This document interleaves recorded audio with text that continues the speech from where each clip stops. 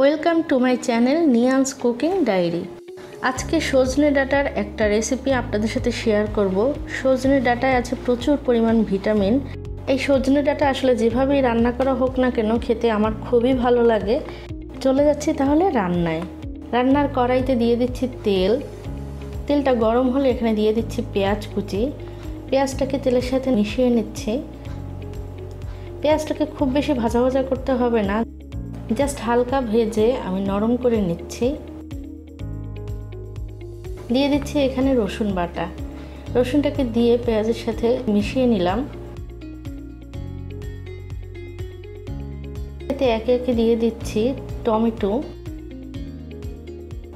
লবণ, হলুদের গুঁড়ি, মরিচের গুঁড়ি এবং জিরার গুঁড়ি।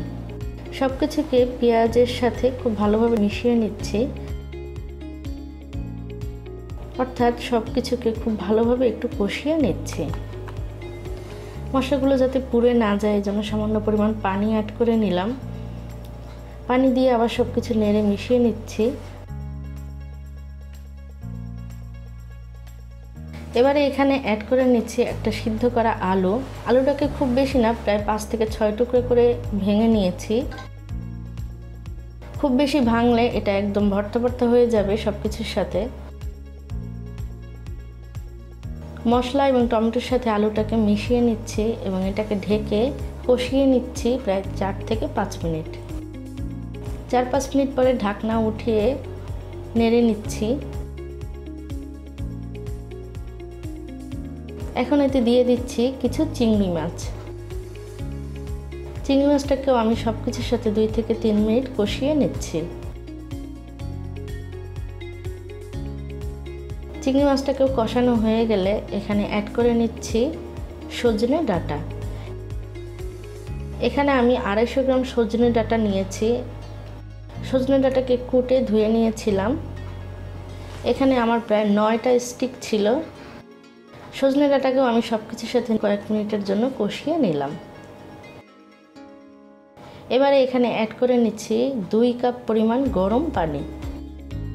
পানিটাকে দিয়ে ভালোভাবে মিশিয়ে নিচ্ছি। গরম পানি ইউজ করার কারণে যে কোনো তরকারি খেতে অনেক সুস্বাদু হয়। মেশানো হয়ে গেলে এবারে এটাকে ঢেকে রান্না করব প্রায় আধা ঘন্টা। ঢাকনা উঠিয়ে নিলাম 30 মিনিট পরে। সব কিছুকে নেড়েচেড়ে মিশিয়ে নিচ্ছি এবং চেক করে দেখছি সজনে ডাঁটা খুব ভালোভাবেই সিদ্ধ হয়ে গিয়েছে এবং ঝোলের গ্রেভিটাও পারফেক্ট আছে। দিয়ে দিচ্ছি এখানে কিছু কাঁচামরিচ দিয়ে মিশিয়ে নিলাম। এখানে লবণের পরিমাণটা চেক করে আবারও কিছু লবণ অ্যাড করে দিলাম। সেই সাথে তৈরি হয়ে গেল আমার মজাদার চিংড়ি মাছ দিয়ে সজনে ডাঁটার তরকারি। খুবই মজার এবং হেলদি একটা রেসিপি।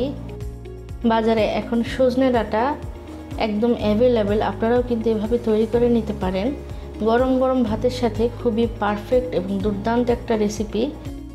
আশা করছি আজকের এই রেসিপিটি আপনাদের ভালো লেগেছে। যদি ভালো লেগে থাকে তাহলে সাবস্ক্রাইব করুন নিয়ান্স কুকিং ডায়েরি চ্যানেলটিকে এবং নিয়ান্স কুকিং ডায়েরি চ্যানেলটি সাবস্ক্রাইব করে এর পাশের বেল বাটনটি ক্লিক করতে ভুলবেন না। এতে করে আমরা যখনই কোনো ভিডিও পোস্ট করব আপনি সাথে সাথেই এর নোটিফিকেশন পেয়ে যাবেন।